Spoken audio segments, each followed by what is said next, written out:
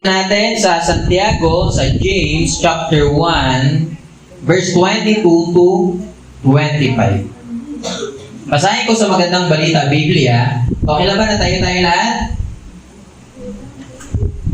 Praying, na-focus muna tayo. Alam ko, marami kayong mga dapat isipin, pero sana i-focus muna natin yung ating isipan, yung ating puso, yung ating mata, yung ating bibig, yung ating tenga, saan? Sa pakikinig ng salita ng Diyos. Basahin ko sa verse 22 sa magandang balita, Biblia. Mamuhay kayo ayon sa salita ng Diyos. Kung ito'y pinapakinggan lamang ninyo, ngunit hindi sinasagawa, dinadaya ninyo ang inyong sarili. Verse 23, sapagkat ang nakikinig ng salita, ngunit hindi sumusunod dito, ay katulad ng isang taong tumingin sa salamin, at pagkatapos tingnan mabuti ang sarili ay umalis at kinalimutan ng kanyang itsura. 25 last verse. Ang taong nagsasaliksik at nagpapatuloy sa pagsunod sa kautusang ganap na nagpapalaya sa tao, ang pagpapalain ng Diyos sa lahat ng kanyang gawain. Siya ang taong gumagawa at hindi nakikinig lamang at pagkatapos ay nakakalimot. Salamat sa pagkabasa ng salita ng Diyos. Pray tayo saglit. Lord, salamat sa iyong mga salita. Ang iyong Santong Espiritu ang kumilos sa amin, mag-illuminate, magbigay sa amin ng wisdom. Sa ganon, ito ay patuloy namin maintindihan, hindi lang namin maintindihan, God, isa buhay namin, Panginoon, ng mga ito. Dumdalangin sa Panginoon Jesus. Amen and amen. Pwede tayo makupo.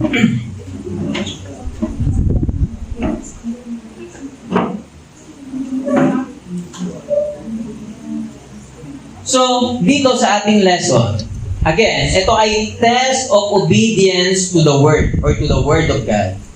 So, bilang isang teacher, bilang isang guro na nagtuturo ng salita ng Diyos, bilang isang preacher, alam niyo ba na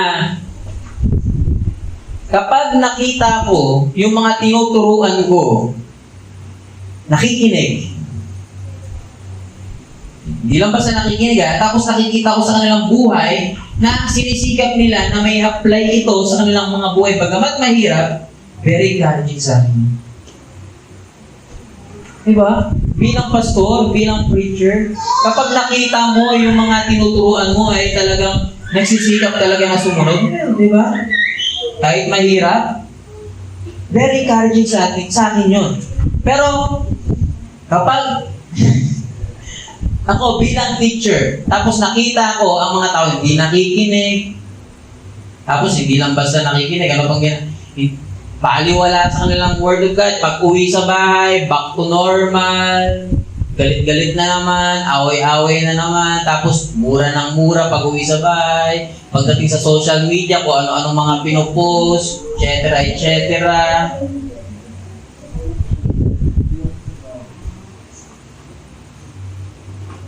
Nakakalungkot yun sa akin bilang preacher. Ang tatanungin yung sarili ko, ano bang hindi ko nagawa?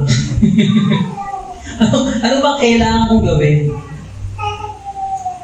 Pero, again, kapag nakita ko naman na kayo ay nagsisika, bagamat mahirap talaga sumunod sa salita ng Diyos, pero if you are striving, well, that's very encouraging word. At hindi lang yon sa bawat mananampalataya, sa bawat totoong mananampalataya, nakasama natin sa iglesia nito.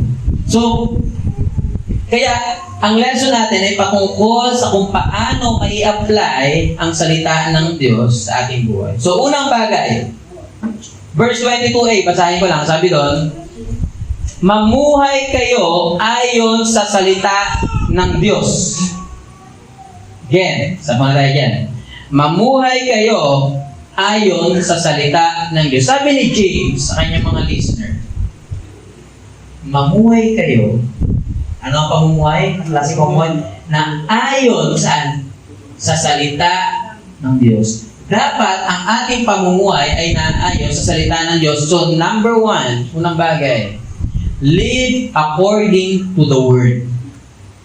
Mamuhay tayo na naayon sa salita ng Diyos. Mga kapatid, bilang mananampalataya, wala tayong ibang pattern for living liban sa Word of God.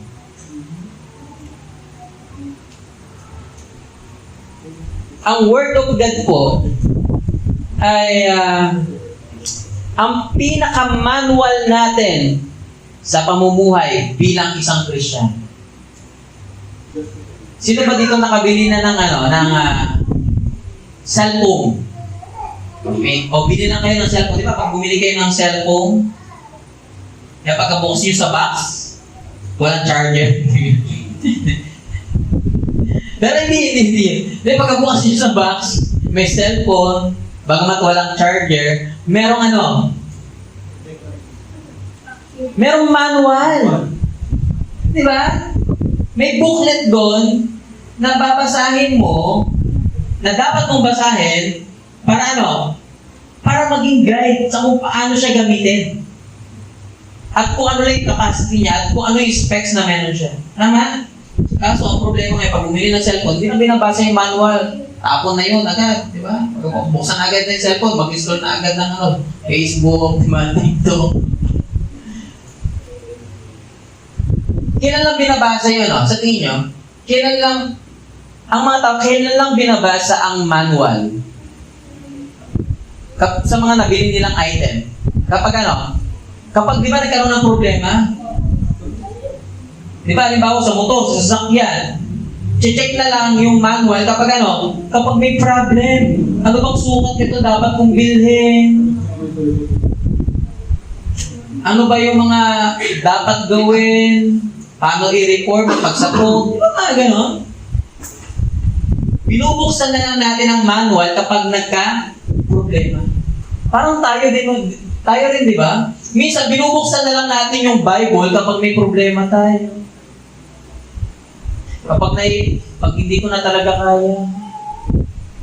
Pero pag happy-happy, di ba? Sabi yung Bible niya, ayan, malikabukan dyan.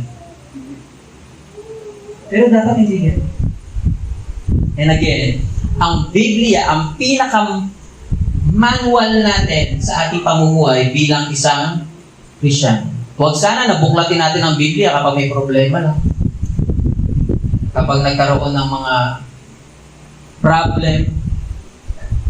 Dapat, para maiwasan ang problema, umpisa pa lang, bago pa magka-problema, buksan muna.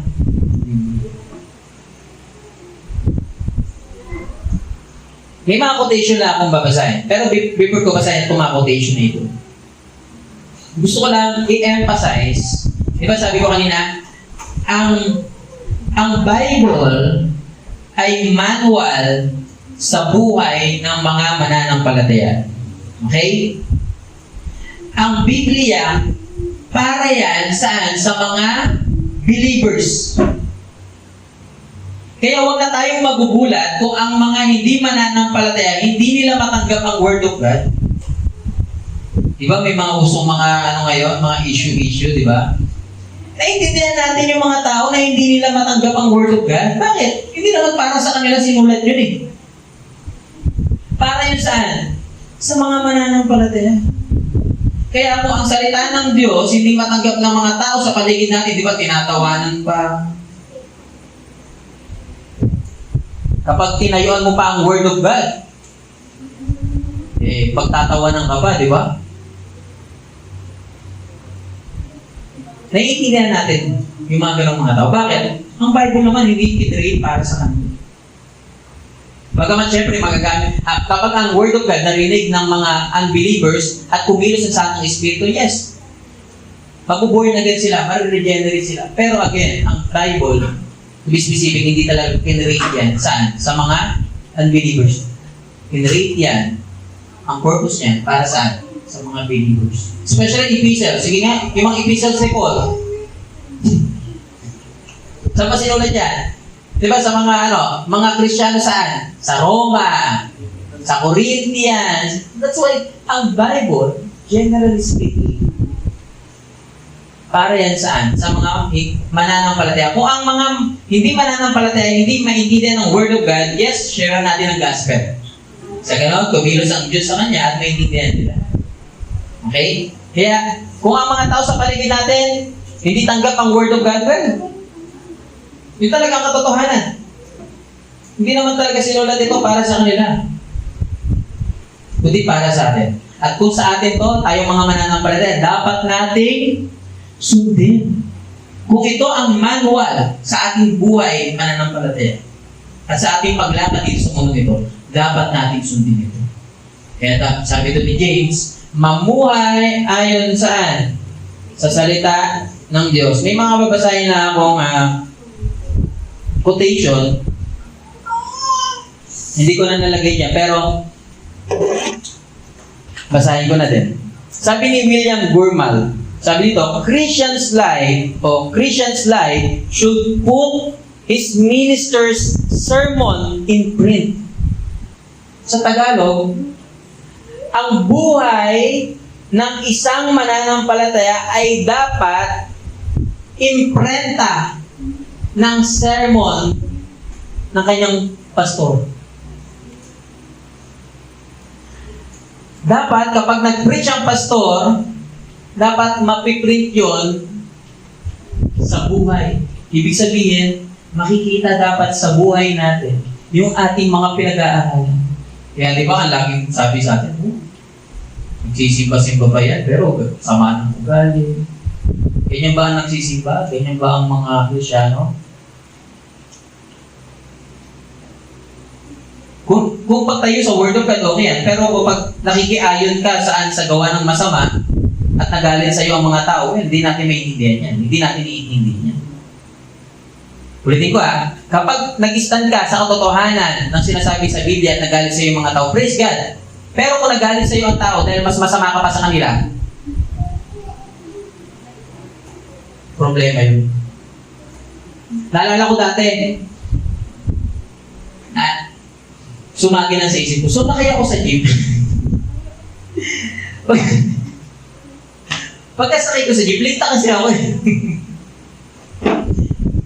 Tapos, ang bagat na nasakyan ko.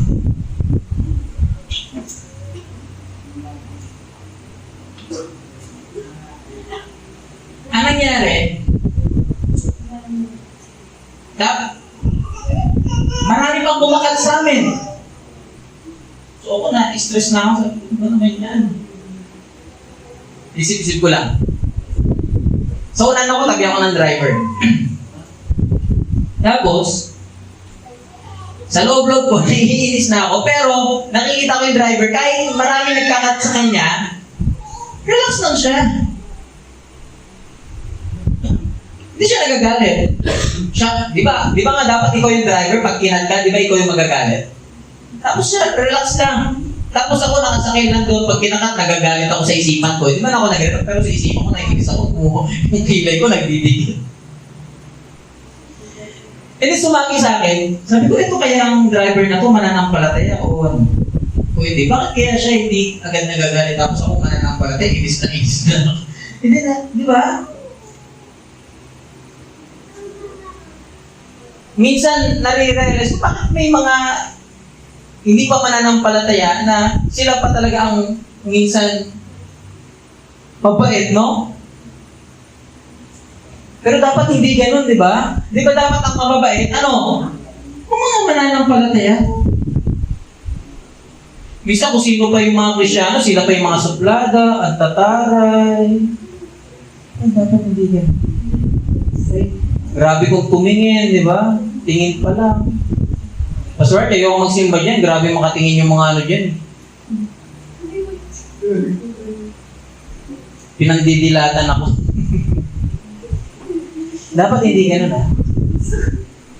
Dapat makita ang Word of God sa buhay natin. Sana ang Word of God hindi makita sa buhay ng mga hindi mananampalataya. Dapat makita yun sa atin. Hindi sa kanila. May babasahin pa ako quotation. Sabi ni D.L. Moody, sabi niya, the Bible was not given to increase our knowledge, but to change our lives. Kaya tayo nag-aaral, hindi lang tayo para tumalino lang sa pag-aaral ng Biblia, kundi para may isagawa ito sa buhay natin. Naalala ko, meron akong binang Bible study. Ang dami tanong. Yes, natutuwa naman ako. Pero, hindi ko naman nakikita sa kanya yung Word of God. Marami na akong tinuruan na gano'n. Natutuwa ako pag maraming tanong. Ibig sabihin, nag-curious siya, gusto niya makagain ng knowledge. Pero, sa pag-aaral ng Word of God, Hindi to katulad sa secular. Okay? Nakaaral ka na ng aral. Kailangan sa pag-aaral ng Word of God, merong application. Dapat nakikita saan? Sa buhay natin. And then last quotation. Dito sa unang point natin. Sabi ni John Stott, sabi doon, every Christian should be both conservative and radical. Conservative in preserving the faith and radical in applying it. Dapat sa pag-apply ng Word of God, radical tayo. Meron tayong gigil na may apply ang Word of God. Question sa atin. Kailan yung huling na experience mo na narinig mo yung preaching o nakabasa ka ng Bible at sobrang eager ka na i-apply ito sa sarili mo? Kailan yung huling pangyayari mo? Yung nabasa mo, okay, narinig mo yung preaching ni Pastor Art. Tapos, kailangan may apply. Kailan nangyari sa buhay mo? Yung kailangan, hindi ko tumapply. Dapat radical tayo sa ating pag-apply sa Word of God. Hindi yung lagi naman yung pinipreach ni Pastor Art. Alam ko na yan. Kailangan lagi pinipreach, bakit hindi nakikita sa iyo eh. Kung nakikita naman sa iyo, hindi ko na ulit-ulitin eh. Di ba? Nakapagod din kayo magsalita. Hindi lang, napagod ko lang. Parang nanay mo, di ba? Ang nanay nyo, kaya paulit-ulit, bakit? Hindi nakikita eh. Ganun din tayo. Hindi ka na uulitin kapag nakikita mo na sa inyong mga buhay. At praise God, di ba, may nagpapaalala sa atin. Kaya dapat, kapag narinig natin, yung mga dapat natin gawin, dapat eager tayo. Di ba, pag sinabi natin na dapat nag-aaral tayo ng Word of God, di dapat, kailangan everyday mag-aaral ako ng Word of God. Everyday. Di ba, everyday nakakapag-post ka sa Facebook, sa TikTok, tapos hindi ka nakakapagbasa ng Bible. Hindi dapat ganoon. Dapat everyday. Kaya alam nyo kung bakit maraming mga kabataan na i-stress? Bakit masyado sila nagbababad sa social media? Kasi alam nyo, again, madalas yung sinasabi, kapag nagbababad kayo sa social media, hindi totoong buhay yun eh. Ang makikita mo lang doon yung mga success nila, di ba? Pero yung mga failures nila, may mga pinapakita, pero hindi lahat. Kapag nagbababad ka sa social media, hindi reality yun eh, di ba? Yung mga friend mo ba sa Facebook, pinupost pa nila kapag pinagalitan sila ng nanay nila? Di ba? Pag bumagsak sila sa school, ha?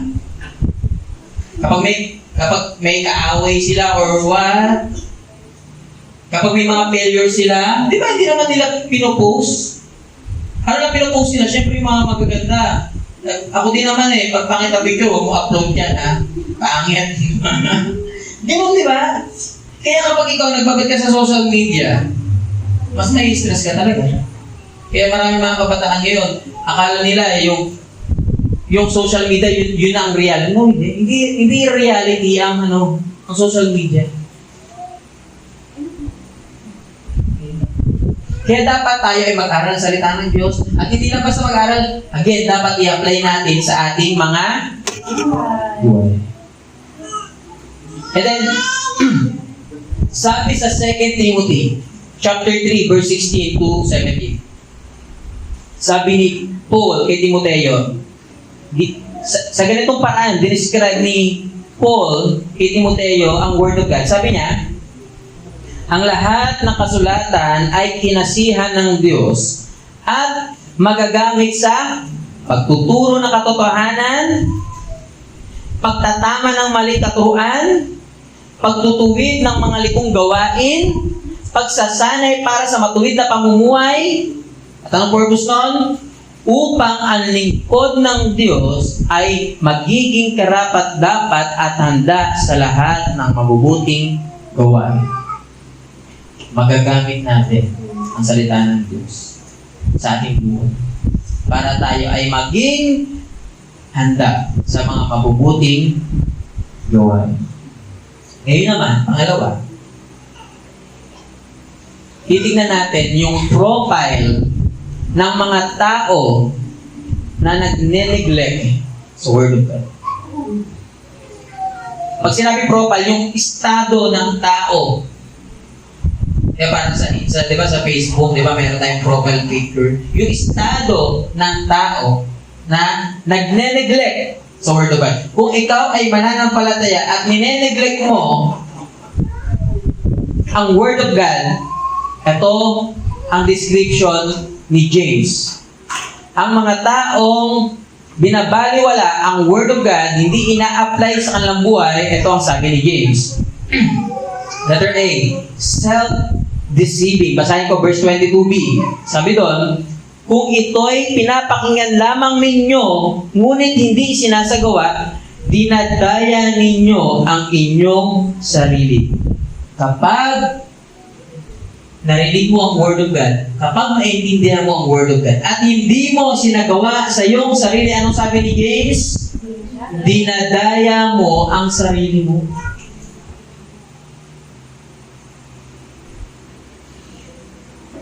Pag hindi mo in-apply ang Word of God, sarap buhay ka sa iyong Christian life, hindi mo nauutakan ang preacher. Alam mo, nautakan mo yung pastor?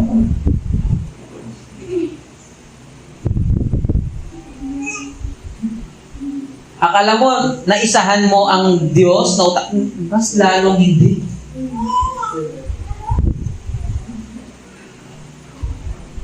Lalo hindi mo maluloko ang Diyos. Di ba? Kaya parang sa isang magulang, pag sinabihan ka tapos hindi mo naman ginawa.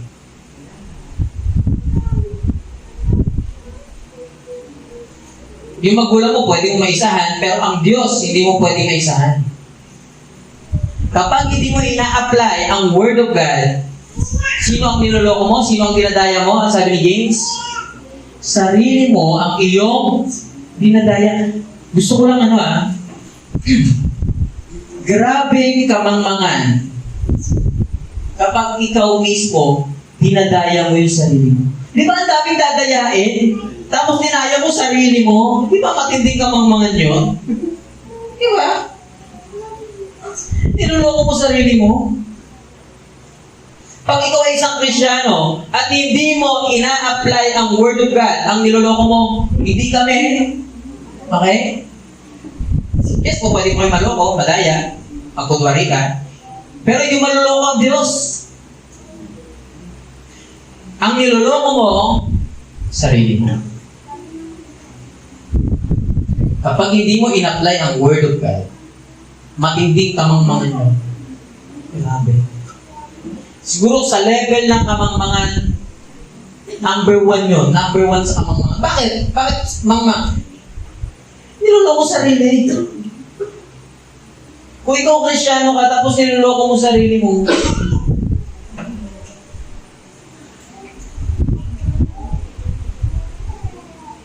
grabe kamangmangan yun, no?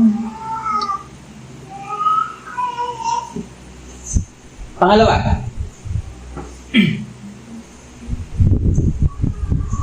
self-neglecting. Ano ang profile? Ano yung tatayuan ng taong hindi nag-a-apply ng Word of God? Una, self-deceiving. Niloloko mo sarili. Pangalawa, self-neglecting. Sabi doon sa verse 23 and verse 24, sabi doon, sapagkat ang nakikinig ng salita, ngunit, nakikinig yan, nakikinig. Parang ikaw ngayon, nakikinig ka. Ngunit hindi sumusunod dito ay katulad ng taong tumingin sa salamin at pagkatapos tignang mabuti ang sarili ay umalis at kinalimutan ang kanyang itsura.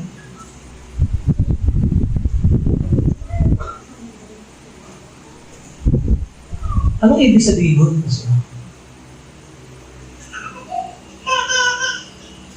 Ang mga tao o ang mga mananampalataya na nakikinig ng Word of God, pero hindi isinasagawa sa buhay nila. Anong sabi ni James? Para tong tao na tumingin sa salamin at pagkatapos, kinalimutan na yung kanyang sarili. Gusto ko lang muna explain sa inyo kung ano ang salamin ng ancient time. Di ba ang salamin natin ngayon gawa saan? Saan? Saan? Sa salamin. Di tama naman siya, di ba? Matalikod talaga ito yung salamin na gawa sa salamin. May patatak ba tayo dyan? Very good. Tatakan ito ng start. Hindi, tama naman yun. Yung salamin gawa sa glass. Hindi na kinakaya ni Jay. O Jay, kayanin mo yan, ha?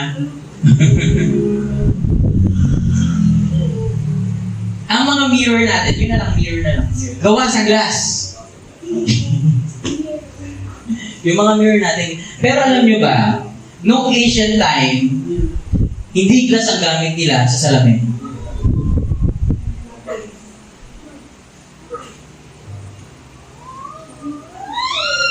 Kaya nyo bang hulaan? Ha? Ano na? Ano?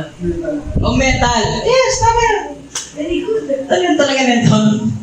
Tatanong talaga dapat. So guys, ang salamin before, gawa sa metal. Ang ginagawa nila, yung metal, hikis-kisin, liliyahin, diba? Tapos, pupunasan ng pupunasan, sobrang matinding punas. Kaya sobrang tagal dati gumawa ng salamin. Pupunasan ng pupunasan yan. Hanggang sa una, medyo malabo. Hanggang sa unti-unti, di ba? Lumilinaw na hanggang sa sobrang luminaw. Di ba nakita ka ng mga stainless, na mga shade na stainless? Di ba pwede ka pagsalamin doon? Ganon ang ano nila. Siyempre noon, wala pa naman pang mapping, di ba? Mano-mano ang kanilang pagpupunas at pagpapakintab ng metal. Sa ganon, magamit nila bilang salamin. Kaya dati mahal yung salamin eh. No ancient time, hindi lahat ng bahay may salamin. Kami dati wala kaming salamin sa bahay. Ngayon na kami nagkasalamin doon.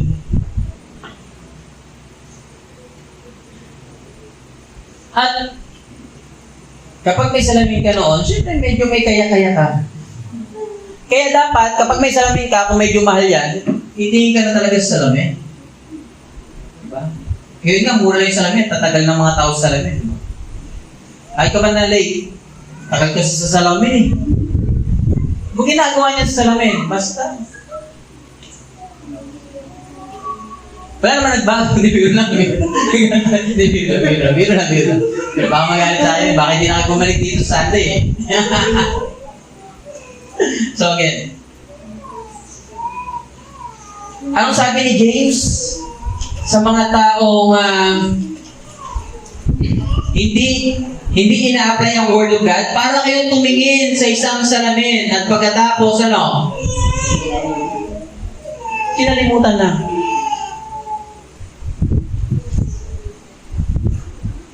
Simple na naman ang ibig sabihin nun. Di ba?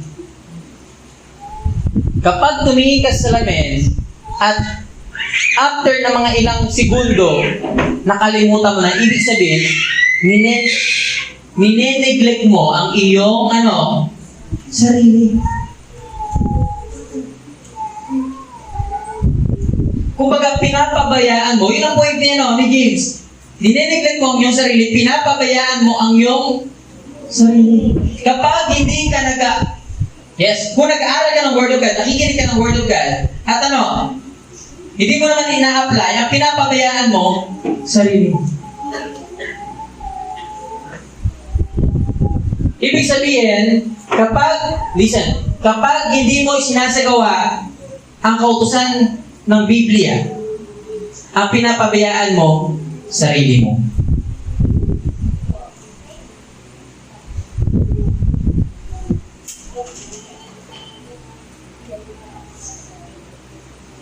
Dahil mga kapatid, listen to this. Dahil kapag sinunod mo ang salita ng Diyos, sino bang mapapabuti at mapapaayos? Yung kapitbahay niyo ba? Ha? Ang tingin niyo? Yung classmate mo ba, kapag sumunod ka sa Word of God, yung classmate mo ba ang mapapabuti? Ha? Hindi, sino mapapabuti? Ikaw, di ba? Kapag ina-apply mo ang Word of God, ang magbe-benepisyo niyan, ikaw. Kung hindi mo ina-apply ang Word of God, sinong nineneglect mo? Yes, ang Diyos, pero lalong higit ang sarili mo. Kapag hindi mo isinasagawa ang salita ng Diyos sa iyong buhay, pinapabayaan mo ang sarili mo. Diba? Diba, pag sa atin ang kalusugan natin, diba, iniingatan natin. Kaya dapat hindi kayo nagpupuyat, no? Para maalagaan ang inyong kalusugan. Dapat ang kinakain nyo, yung mga maayos na pagkain. Hindi puro milk tea. Hindi puro energy drink, Cobra, Sting.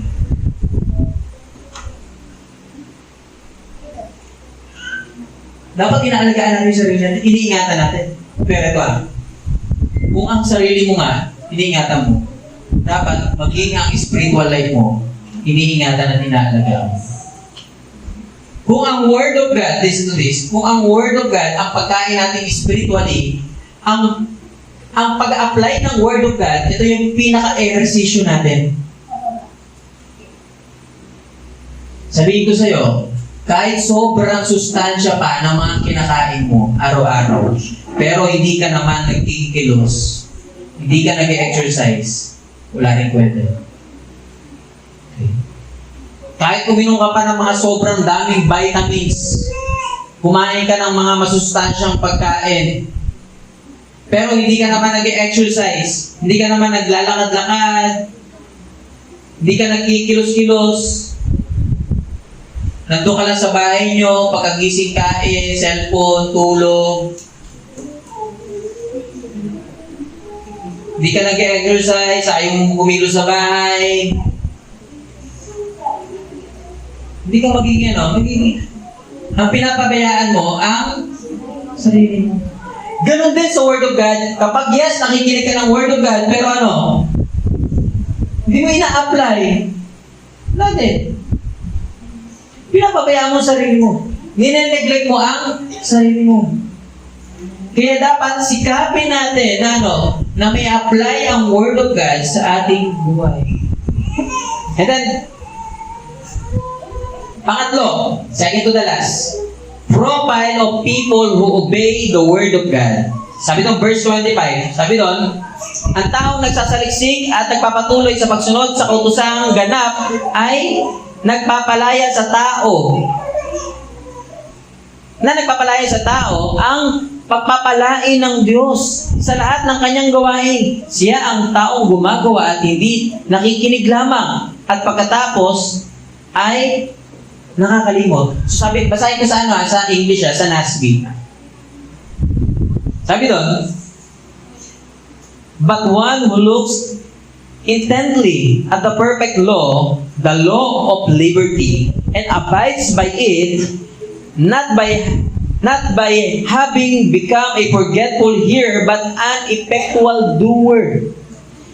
This man will be blessed in what he does. May tatlong bagay ako na ibibigay sa inyo. Una, letter A, kapag ina-apply mo ang Word of God, you are not neglecting yourself. Okay? Ibig sabihin, inaalagaan mo talaga ang sarili mo, especially spiritual life mo. Gusto mo talaga mapabuti. Gusto nyo ba mapabuti? O gusto nyo mapasama? Gusto nyo mapabuti, Pero gusto mo mapabuti, bakit hindi mo ina-apply ang Word of God?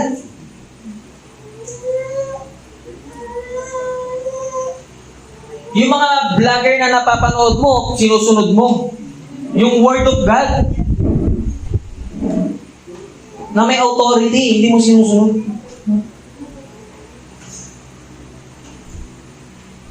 Kaya pag may mga vlogger tayo nakita, bumili ng ganyan, bibili rin tayo, sunod tayo agad, gagastos pa tayo. Diba? Pero ang Word of God, ito talaga ang higit na makakapagpabuti sa atin. And then, letter B. If you apply the Word of God, sabi doon, we will become hearer, or not only hearer, but an effectual doer. Ibig sabihin, you will become productive. Magiging productive tayo. Sa ating buhay pananampalataya. Kapag sinasagawa natin ng ang salita ng Diyos. So, sana every night, kapag tayo ay matutulog, dapat maisip natin, ni-apply ko ba yung Word of God itong maghapon? No, di ba? Meron dapat tayong self-examination bago tayo matulog di ba? Ang ginagawa natin bago matulog, cellphone, di ba? Babagsakan pa tayo ng cellphone sa mukha. Dapat magkaroon tayo ng self-realization every night. In-apply ko ba yung Bible? Yun dapat. Okay? Sinikap ko ba sundin ang salita ng Diyos? Yun dapat. And then, letter C. Kapag sinusunod natin ang Word of God, we will be blessed by God. Ano sabi doon? This man will be blessed in what he does. Pagpapalain ng Diyos ang sino mang nakikinig at nag-a-apply nito sa lahat ng kanyang gagawin. We will be blessed by God. Alam niyo ba, isa sa mga synonym ng bless? Happy. Magiging masaya ka. Ikaw ang totoong masaya. Kapag ina-apply mo ang Word of God, tayo ay magiging blessed. Ibig sabihin ng blessed, we will become happy. Tayo ang magiging totoong, magiging masaya. Dahil hindi tayo nagsasaya sa kasalanan, kundi nagsasaya tayo sa katuwiran ng Diyos.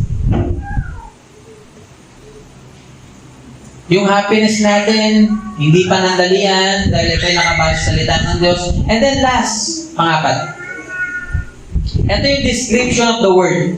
Ano yung description na binanggit ni James dito sa ating mga talata? Verse 25, sabi dito, basahin ko sa NASB. But the one who looks intently to the perfect law, the law of liberty, and abides by it, not having becoming a forgetful hearer, but an effectual doer, this man will be blessed in what he does. Unang bagay, letter A, perfect law. Ang description ng Bible ni James sa Bible ay perfecto. Wala nang ibang perfecto, di ba sa Bible? Ang Bible, ang tawag natin dyan, ang Bible ay, di ba, inspired, kanina yung binasa natin, 2 Timothy 3:16-17. Ang Bible ay inspired, pag sinabi inspired, ito ay galing sa Diyos, ito ay inherent, at infallible, ang ibig sabihin inherent.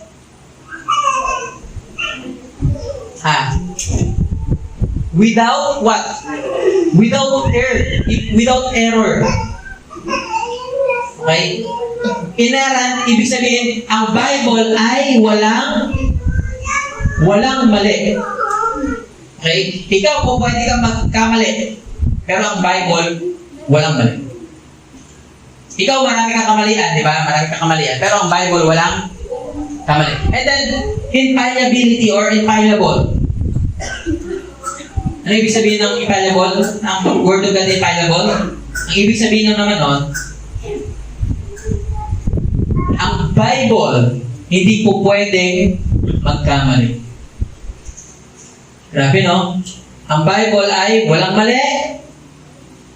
At ano pa? Hindi po pwedeng magkamali. Ngayon, ang Bible, tama, hindi po pwedeng next 2,000 years, mali na siya. Kapag may nakita ang kamalian sa Bible, hindi talaga ang Bible ang mali.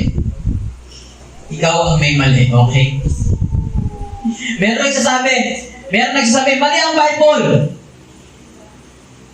Hindi ako naniniwala sa'yo. Mas naniniwala ako sa Bible kaysa sa'yo. May mga nagsasabi, hindi totoo ang salita ng Diyos. Hindi rin ako naniniwala na totoo yung sinasabi mo. Ang mga tao nagkakamali. Pero ang Biblia hindi po pwede magkamali.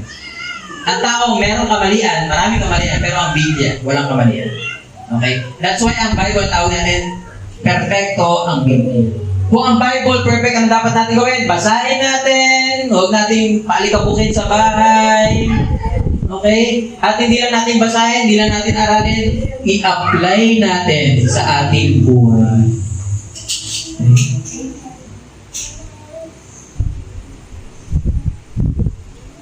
I-apply natin sa ating buhay ang salita ng Diyos.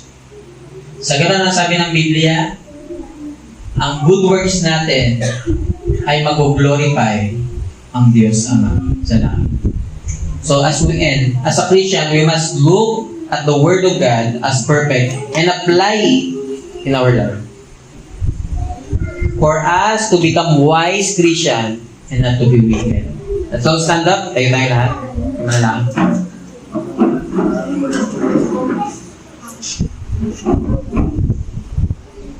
Aming dakilang Diyos na makapangyarihan sa lahat. Lord, salamat sa oras na ito. Salamat sa pagkakataon na kami ay nakapakinig ng iyong mga salita. Salamat sa pagkakataon na pinangunahan niyo kami, ginabayan niyo po kami, Panginoon. Salamat sa pagpaalala sa amin.